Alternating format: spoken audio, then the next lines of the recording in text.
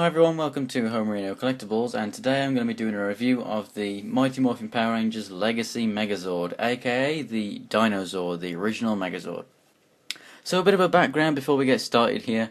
Me and my brothers, when we were younger, my brothers had two of these, and they had the Dragon Zord, they had the Red Dragon Zord, and the Thunder Zord. So they were the original ones that they had. Own the White Tiger Zord too. They were the Mighty Morphin Power Rangers Megazords that my brothers had. Long story short, a lot of the Power Ranger stuff, apart from some Megazords, were given away to charity by a family member who was supposed to be taking them and having them as storage instead of giving them away. But they did charity work and they took it as we didn't want them, so gave them away. And basically I've been trying to track them down, not those actual ones, obviously, but just trying to get them all again, but they're so rare to find really good ones with all the accessories and everything. They're very, very expensive, and obviously there's a lot of sentimental value there that even if I did get them again, they're not the same ones.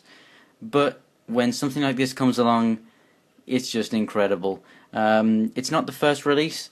This one actually came out in 2010, but it didn't have the diecast and the paint wasn't as good and this, that and the other. But this new Legacy line is so good. It came out last year, 2013, as part of the 20th anniversary of Mighty Morphin Power Rangers.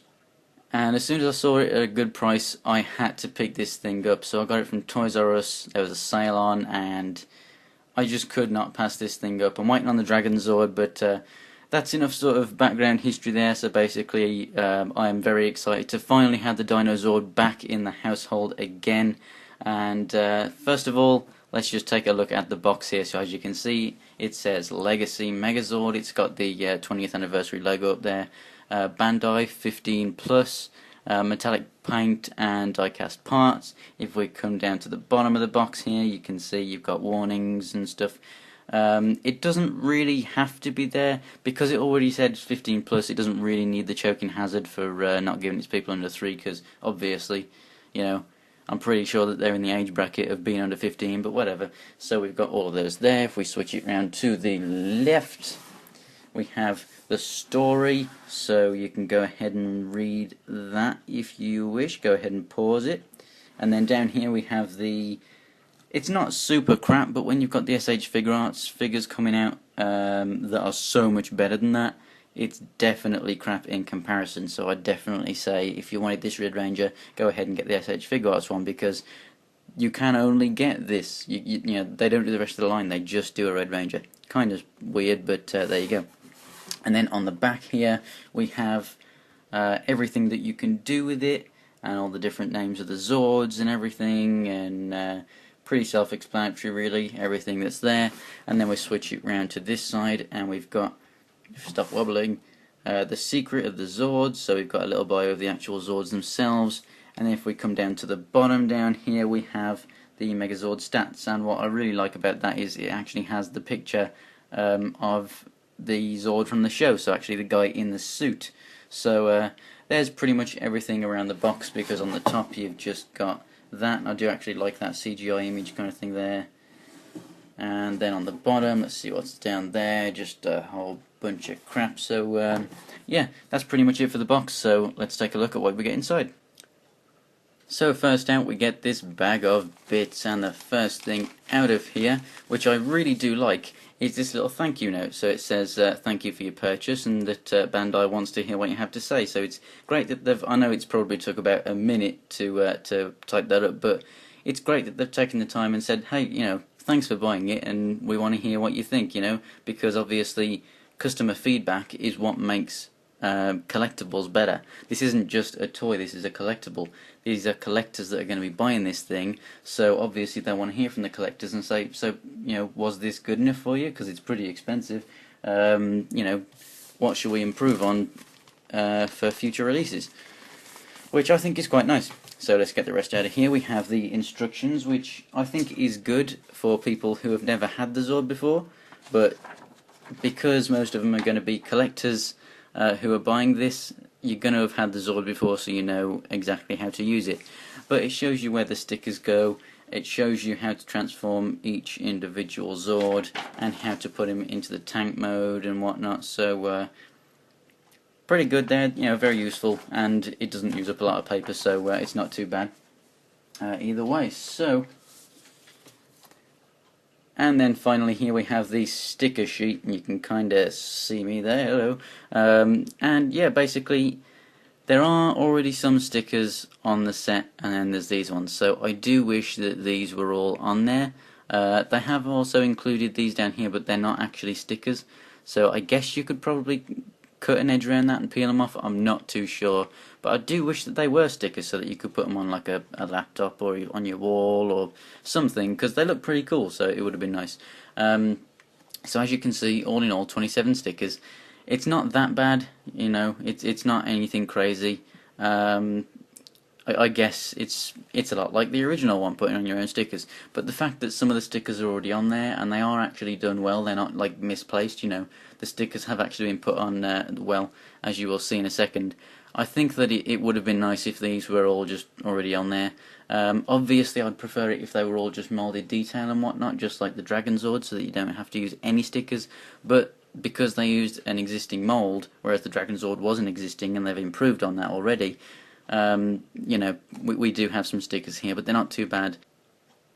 And here's the box, and basically it's, you know, the kind of egg boxes that you get your eggs in. It's basically that kind of card material, and whilst it's maybe good for the environment and whatnot to make it out of this, not polystyrene or styrofoam, however you want to say it, I would have really liked it to come in that, because although it's messy and whatnot, and it comes apart if you pull it too hard out the box and whatnot, you know, it would just bring back a lot of memories of the original, obviously, and just make it more of a collector's piece, you know, make it feel a lot more like you're in 1993, reliving the moment when you got your first Zord. However, it is packaged nicely, and everything comes in these separate bags, I guess, so that they don't get scratched or so that they don't get dirty and whatnot. Although dirty they are in the die-cast regions, but we will have a look at that in a second.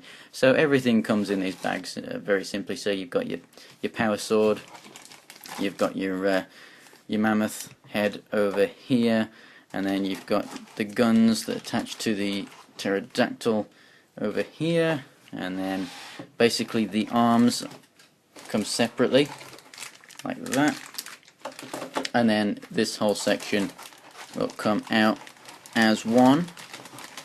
They're all connected, and now you have an empty box. And here is the Dino Zord out of the packaging. Now, like I said, they're in the bags, obviously to keep them from getting scratched and whatnot, and to stop them from getting dirty. I do feel like a kind of oily residue on my fingers, and the only other time that I get that is after I've cleaned my motorcycle and I have sort of oily fingers from after I've lubed up the chain.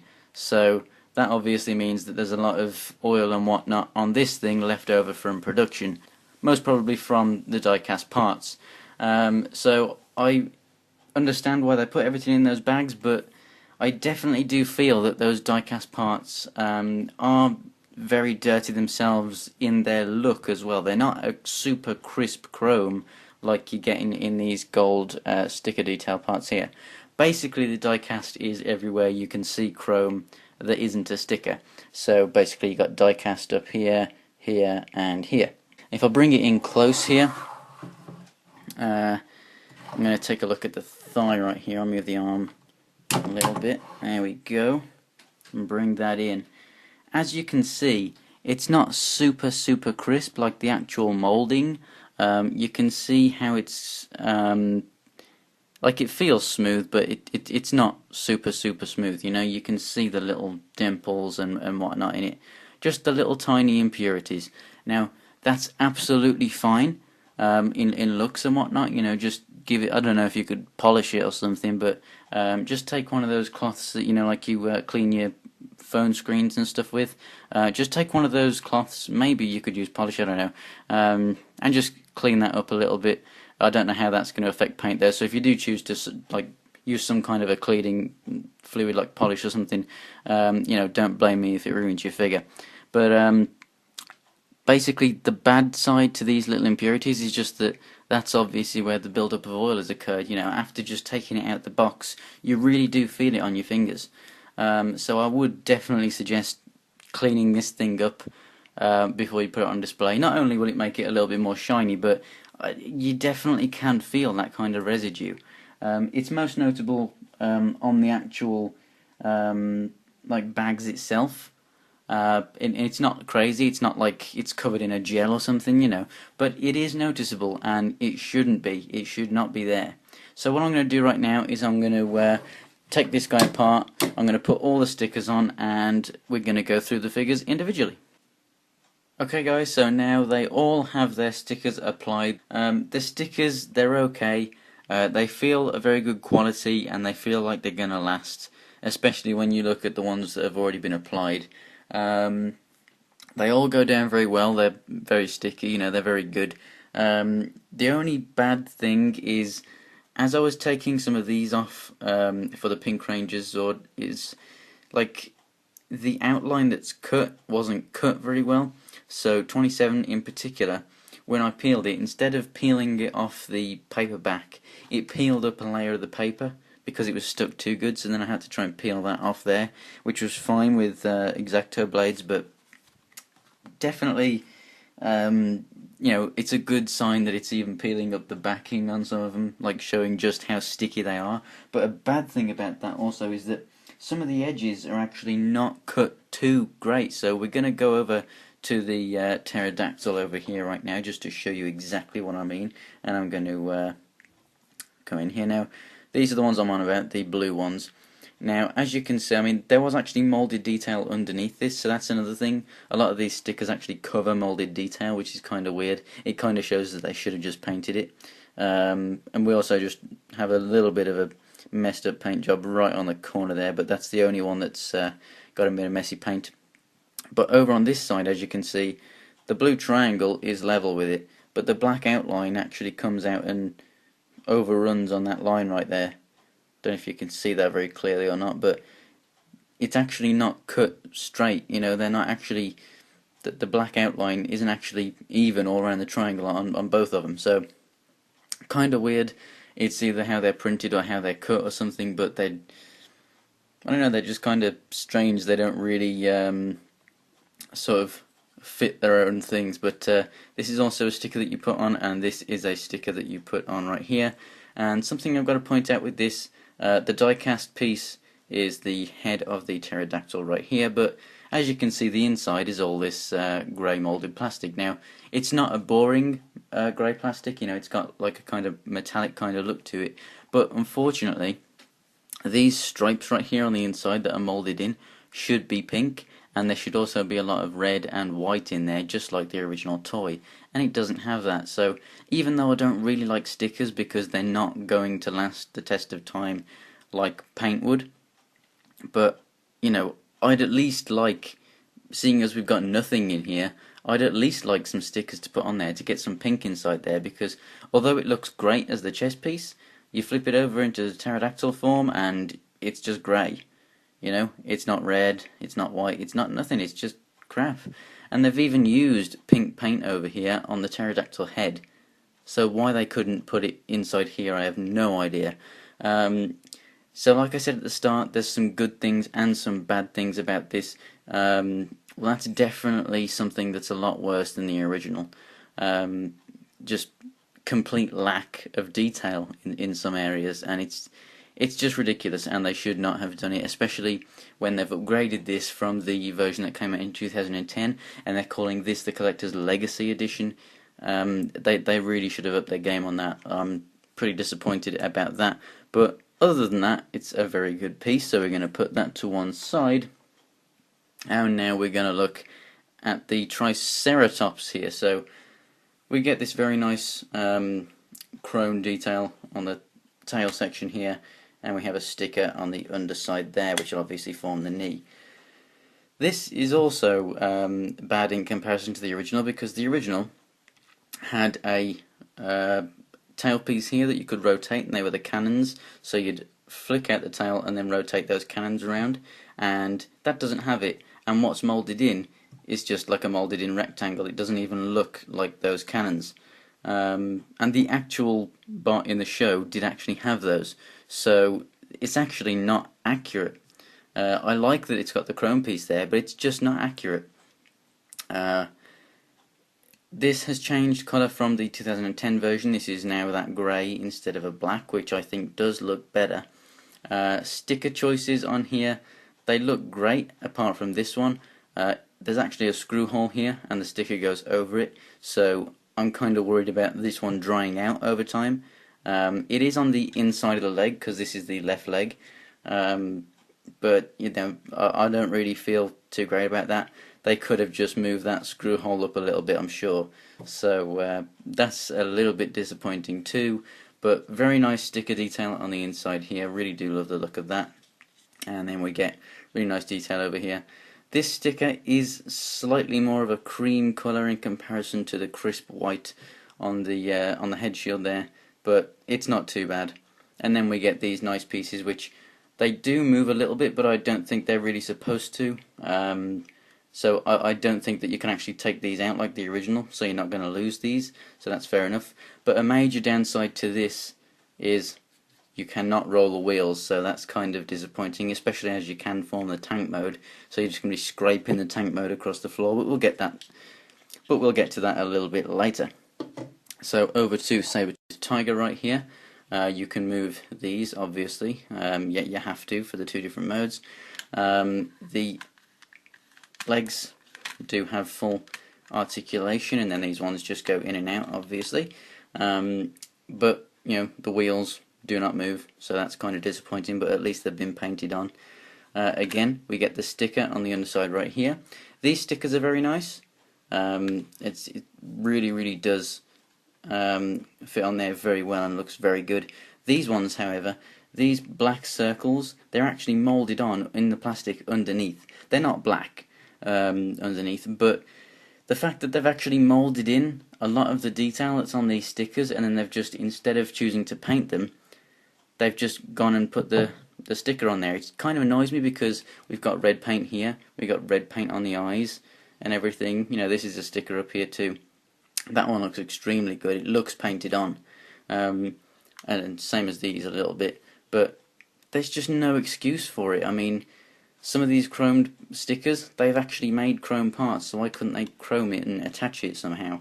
Or, you know, seeing as they've painted red and black and things on the thing, you know, you got some green paint over there on the Mammoth or Mastodon, you've got some blue paint on the eyes over there on the T-Rex, and you've got pink paint over there on the Pterodactyl.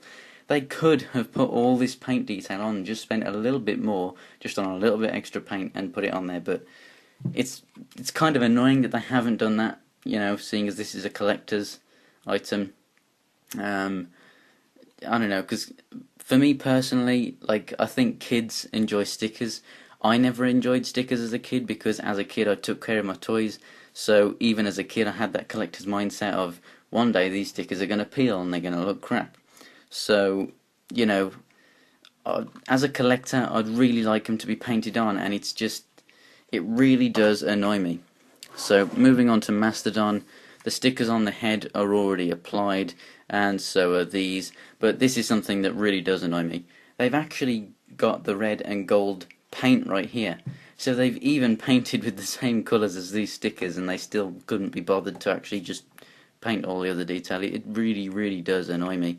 And these stickers have wrinkles in no matter what you do with them. They're already applied on there like it, so there's not much you can do. They don't move like on the original, which is another downside. Like, these are kind of rubbery plastic, but the actual trunk on the original could actually swivel a bit up and down. This one doesn't. And then moving on over here to the T-Rex, we have the die-cast parts in the legs right here. Very nice silver and black paint detail over here. The stickers go on the side of the thighs here, no problem with those, they look very good.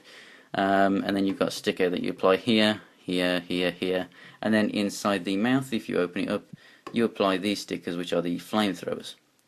And that's the articulation in the head. You can look up and down and whatnot, and you've got the little arms that move up and down. And then the legs over here, you can get him into some poses actually standing up. If you move him like this and then just balance him just right, you can actually get him standing. There we go. Not sure if you could do that with the original, but it doesn't look like he's walking too much really, so it's better to just keep it like this. Again, nice red paint detail right here, but an annoying thing is these kneecaps. Now, it offers a little bit more articulation in the full Megazord mode, which I will show you in a second. However, downside is when he's in this mode, he's got two things sticking out of his knees. And here we are now in tank mode, and this is where it really starts to redeem itself. So these parts inside the arms, they are hollow. I can't remember if they are like it in the original, but I don't really care if they were or not. It doesn't distract you too much from it anyway. And I know that it doesn't have wheels, and like I said earlier, that is a bit of a bad point because you're kind of just scraping it across the floor. But I mean, for the most part, it does look really awesome. With the new added pieces of chrome in there, it really does add some realism to it. Not that it was a real thing anyway, but you know what I'm saying. It really does work very well, and it just looks absolutely fantastic. There's not really much more that you could do to this mode to make it any better. So without further ado, let's go ahead and turn this thing into the Megazord.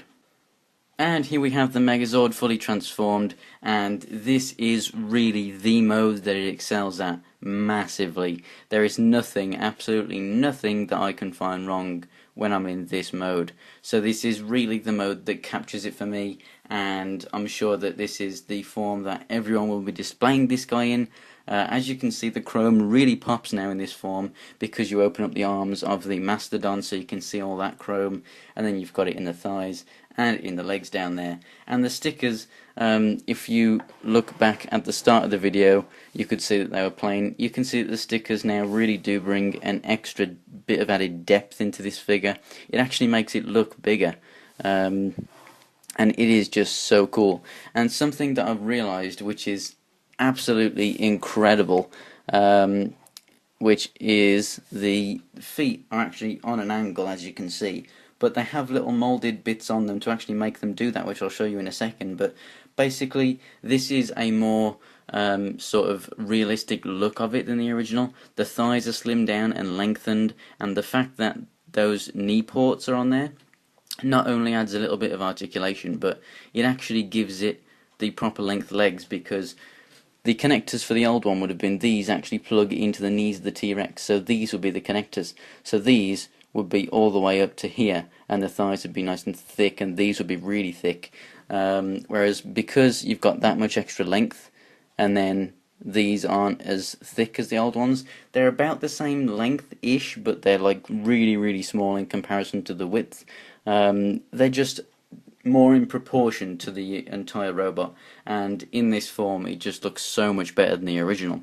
I do love the original more, and I really do wish I still had one, but I do think that from a collector's point of view and from a toy's point of view, this does look much better.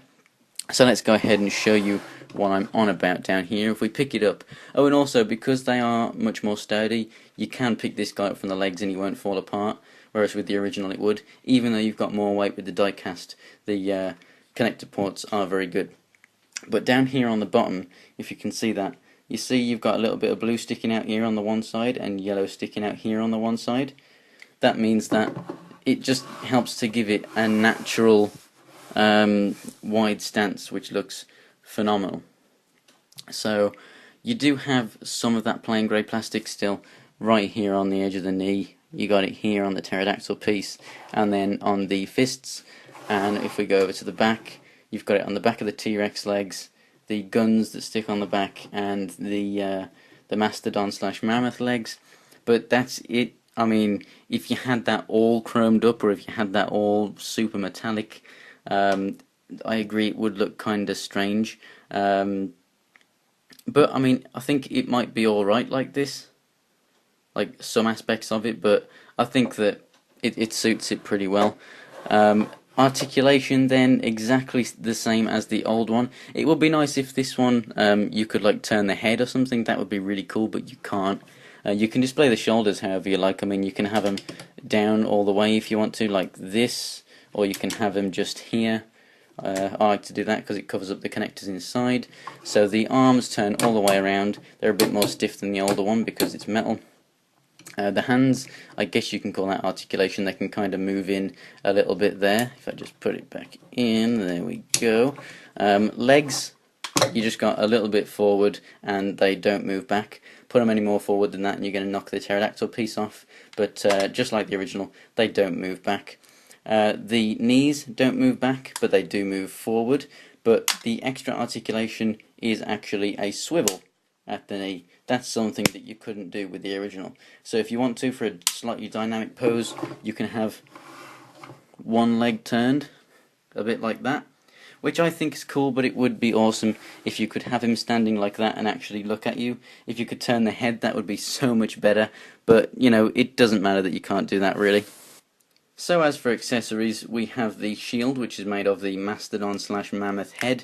You just flick out this just like you do for tank mode and put that in his hand, which we'll do in a second.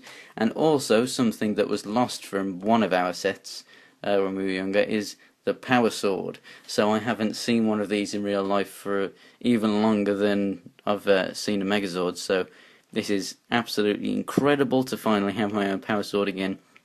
But yeah, extremely nice and chromed up. It is plastic, it's not metal. That's probably just for safety reasons, so that you're not running around with a little sword. Because it's not pointy at the top, it's rounded off, as you can see. But if it was metal, that would still hurt quite a lot if you got that in your eye. To be honest, so would this. But yeah, this is very nice. Just try not to touch the length of the sword. If you're going to hold it, just hold it like this. And please, for the love of God, if you're going to give this to kids, don't give them this sword to go and hit other figures with, because you don't want this chrome cracking off, because you are going to cry for many days if this thing gets damaged, because this will become your new pride and joy. So there you go, guys, there he is with his sword and his shield and all the stickers and everything applied. He looks absolutely incredible. Like I say, just be a little careful with him. You know, he's die cast, so don't give him to kids and let them drop it. I think that definitely, I mean, it is for people ages 15 and up to buy, but I suggest that it is a great toy for kids, but just older kids. And if you're a collector, you're definitely going to love this, whether you have the old one or not. It's a great improvement. Yes, there's a lot of downsides, i.e. the non-rolling wheels and things like that, but I really don't care about those enough to say that it's like a 9 out of 10. I think that this is definitely going to be a 10 out of 10, and as I always say with things I love, 100% recommend this figure. I mean, there's no way that a Power Rangers fan should be watching this and think, no, actually I'm not going to buy this, because it honestly is so incredible. I mean, there's the Dragon Zord that's come out recently, so you can get that and display it with that, and they do actually connect together and everything. Hopefully they'll make a Titanus. They did with the 2010 version, so looks like they'll be making a new one for this. If that thing comes out with die-cast parts, that thing is going to be huge, heavy, and it's going to have a massive price tag on it. So for that reason I probably might not get that, but I'm 100% going to get the Dragon Zord. I really want the Dragon Dagger, but because of prices, not sure if I'm going to be able to get it this year or not. If it comes down on sale at some point, I should be able to. Really want the Morpher to review, and also the SH Figure Arts figures. So those are the kind of things to look forward to on my channel, Power Rangers wise. If you want reviews of older Zords, I do have some. Just tell me what Zord you want reviews of, and I'll tell you if I have it or not, because as I say, a lot of the original ones were gotten rid of. So yeah, including the Zeo Zord, the Wild Force Zord, and the Galaxy Zord. So yeah, I've got plenty of others. So if you do want more Power Rangers reviews, let me know in the description, and I'll get right on that. But as far as this review goes, it's gone on for long enough, but this thing definitely deserved a long review. It is so incredible, and I am so happy to have the Dino Zord back in the house again. It just looks absolutely incredible with the chrome and everything. It feels awesome as a collector's item, but like I say, I do wish that it was all paint and no stickers, but that doesn't matter too badly. And I mean, at the end of the day, you should be able to get spare sticker sets straight from Bandai. If you call them up and say my sticker's are peeling or whatever, they should be able to give you replacements for free, I guess. I'm not sure quite how that works, but a lot of companies do that kind of thing. A lot of companies replace parts and even sometimes full figures if you've got a faulty or a broken and whatever. But I'm sure that in the future you'll be able to buy extra stickers from eBay or something if you need to. So that's pretty much it for this review, guys. Thanks for watching. Follow me on Twitter and Instagram if you want to see upcoming reviews and new pictures of my collection. And you can find those links on the homepage on my channel. And stick around, subscribe and like this video if you want more Power Rangers videos. So thanks for watching, guys, and I'll see you next time.